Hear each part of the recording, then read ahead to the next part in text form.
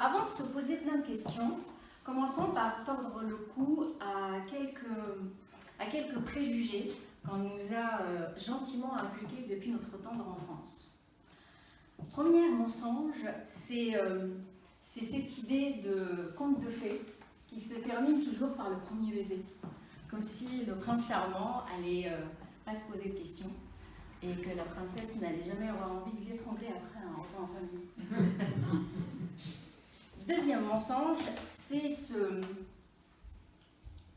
monsieur qui court toujours à l'aéroport à la fin des comédies romantiques. Vous savez, il arrive à l'aéroport, alors tout le monde regarde en l'air, lui, pas de problème. Hein. Il se dirige direct vers la bonne porte et puis il va braver le plan Vigipirate pour aller déclarer sa flamme. Franchement, c'est une belle arnaque. Quand un monsieur se rend compte que finalement, oui, bon sang, c'était la bonne, en général, il envoie un texto. Ou allez, vraiment. Si vraiment c'est la grande révélation, il passe un coup de fil. Donc en fait, depuis le début, depuis notre tendre enfance, on nous vend ce prince charmant comme étant ce brave monsieur qui va venir nous sauver, nous, petites jeunes toutes fragiles, toutes frêles, en train d'attendre au milieu des bois. Il va venir pour éliminer notre quotidien. Il va venir pour nous rendre plus fortes. En fait, l'idée est claire. À partir du moment où on a trouvé l'amour, où on a trouvé le prince charmant, on est heureuse jusqu'à la fin de notre vie. Permettez-moi d'en douter. Déjà, le concept, à la base, il démarre avec Cendrillon dans les années 50. Rappelons-le, à l'époque, les femmes, elles n'avaient pas forcément le droit de travailler sans l'autorisation de leur conjoint. Elles n'avaient pas non plus le droit d'avorter. Donc, en principe, le prince charmant, il va de pair avec une princesse docile. Et le problème avec nous, les Cendrillons 2.0, c'est qu'on est loin d'être dociles. Alors, ok, on peut parfois faire un duckface pour un selfie avec une copine. Ou mettre une robe à paillettes pour le réveillon. Mais clairement, on est des femmes engagées, on est des femmes ambitieuses et on est des femmes indépendantes. Donc arrêtons de tourner autour du cou. Le prince charmant, ça n'existe pas. C'est un bonhomme qui a été inventé par des femmes qui n'existent plus. Je m'appelle Férouz et je suis née il n'y a pas si longtemps au Maroc, dans une famille, tout ce qu'il y a de plus traditionnel.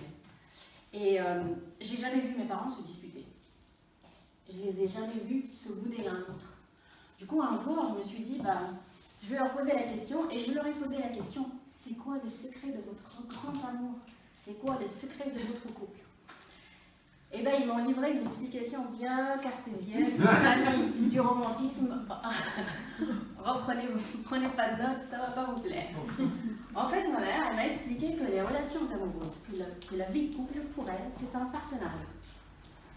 C'est une collaboration entre deux personnes qui, par définition, se réunissent autour d'un objectif. Et ils pérennisent cette relation le jour où ils arrivent à faire évoluer cet objectif avec leur évolution respective. Mon père m'a regardé droit dans les yeux et il m'a dit, ma fille, cherche pas l'amour, hein. Tu vas être malheureuse toute ta vie.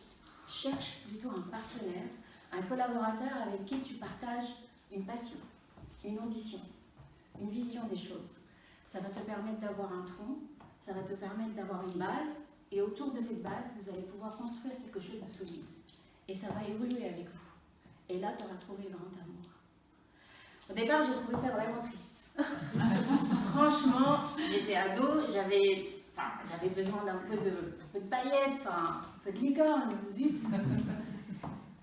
Et puis, après quelques années, 14 ans bientôt, avec le même partenaire, je me suis aperçue qu'en fait, au cours de ces 14 années, parfois, on a pédalé à la même vitesse. On est parti dans la même direction, vers le même objectif. Et les sentiments ont suivi.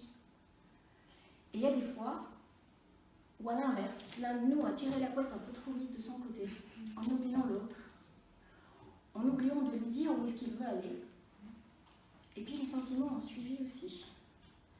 Et on s'est détesté autant qu'on s'est aimé juste avant. Donc, est-ce que c'est ça, au final, le grand amour? Est-ce que mes parents ont raison? Pour moi, oui. Et vous?